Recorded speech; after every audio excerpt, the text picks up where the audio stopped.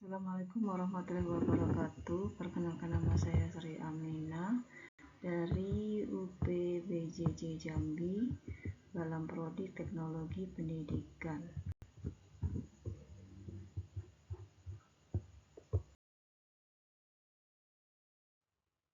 Adapun kesimpulan dari pembelajaran sesi 1 sampai 7 dalam mata kuliah Teknologi Pendidikan dalam pendidikan jarak jauh, sesi 1 yaitu konsep dasar teknologi pendidikan, sesi 2 teori pendidikan jarak jauh, sesi 3 berbagai variasi praktek penting dalam pendidikan jarak jauh, sesi keempat fungsi teknologi pendidikan dalam pendidikan jarak jauh, sesi 5 aplikasi pendidikan dalam memecahkan masalah pendidikan jarak jauh, sesi ke-6 bahan pembelajaran jarak jauh, sesi ke-7 manajemen pembelajaran pendidikan jarak jauh. Konsep dasar teknologi pendidikan. Definisi teknologi pendidikan selalu berubah karena dipengaruhi oleh perkembangan teknologi, kebutuhan belajar yang berubah, serta pendekatan pendidikan yang terus berkembang. Perubahan ini umumnya membawa dampak positif seperti meningkatkan akses, efektivitas, dan fleksibilitas belajar. Namun, tantangan seperti kesenjangan akses dan ketergantungan teknologi tetap perlu diatasi agar manfaatnya benar-benar merata.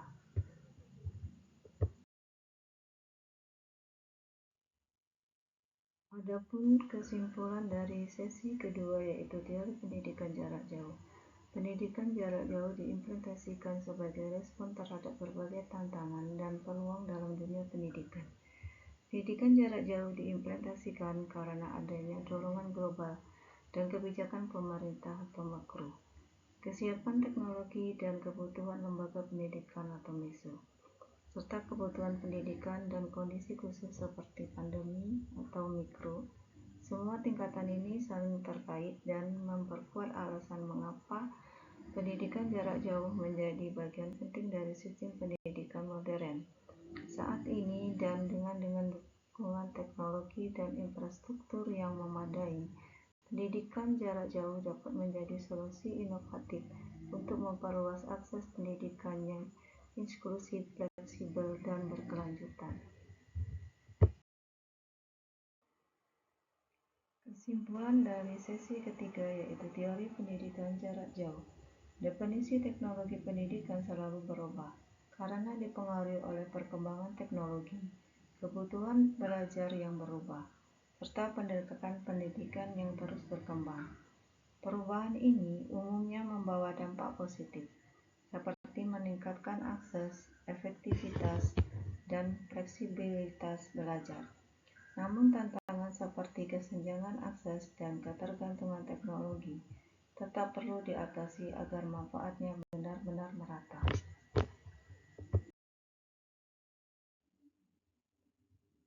Adapun kesimpulan dari sesi keempat yaitu fungsi teknologi pendidikan dalam pendidikan jarak jauh. E-learning adalah bagian dari pendidikan terbuka, tetapi belum tentu mencakup seluruh prinsipnya.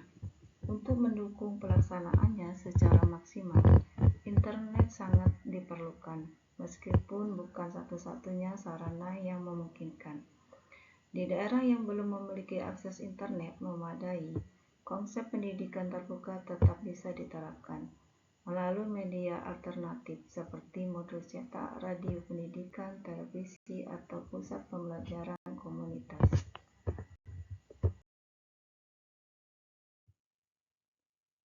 Adapun sesi kelima yaitu aplikasi teknologi pendidikan dalam memecahkan masalah pendidikan jarak jauh.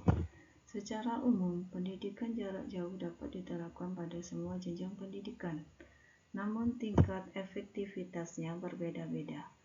Pada pendidikan dasar, pendidikan jarak jauh sebaiknya bersifat komplementer atau pendukung pembelajaran tatap muka. Pada pendidikan menengah, pendidikan jarak jauh dapat diterapkan secara kombinatif atau blended learning. Sedangkan pada pendidikan tinggi, Pendidikan jarak jauh dapat dilaksanakan sepenuhnya dengan dukungan teknologi yang memadai. Dengan demikian, penerapan teknologi pendidikan berperan penting dalam mengatasi keterbatasan pembelajaran jarak jauh, sekaligus membuka peluang untuk menciptakan sistem pendidikan yang lebih fleksibel, inklusif, dan adaptif terhadap perkembangan zaman.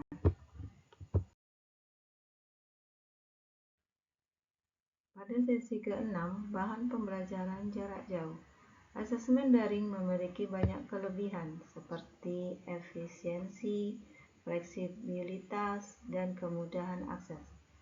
Namun juga memiliki kekurangan terutama pada aspek kejujuran dan keterbatasan teknologi.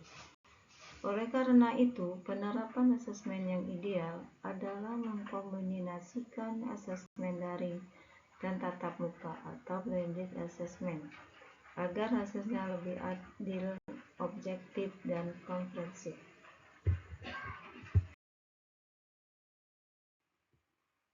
Untuk sesi ke-7, materi manajemen pembelajaran pendidikan jarak jauh.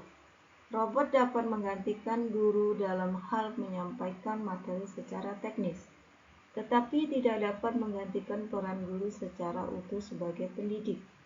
Robot pintar dapat membantu proses pembelajaran, seperti memberi penjelasan materi, mengatur kecepatan belajar, dan menyediakan layanan 24/7. Namun robot tidak dapat sepenuhnya menggantikan guru, karena peran guru mencakup membangun karakter, memberi empati dan motivasi, memahami kondisi psikologis siswa, menjadi teladan, mengolah dinamika sosial dalam kelas.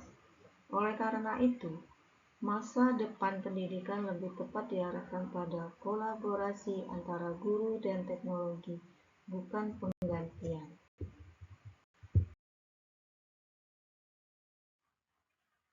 Berikut ini adalah kesimpulan dari materi sesi 1 dan sesi 7. Secara umum, pendidikan jarak jauh dapat diterapkan pada semua jenjang pendidikan, namun tingkat efektivitasnya berbeda-beda. E-learning adalah bagian dari pendidikan terbuka, tetapi belum tentu mencakup seluruh prinsipnya. Untuk mendukung pelaksanaannya secara maksimal, internet sangat diperlukan, meskipun bukan satu-satunya sarana yang memungkinkan. Asesmen daring memiliki banyak kelebihan seperti efisiensi, fleksibilitas, dan kemudahan akses, namun juga memiliki kekurangan terutama pada aspek kejujuran dan keterbatasan teknologi. Demikianlah tadi presentasi dari saya, pertemuan sesi 1 sampai 7, teknologi pendidikan dalam pendidikan jarak jauh. Wassalamualaikum warahmatullahi wabarakatuh. Thank you.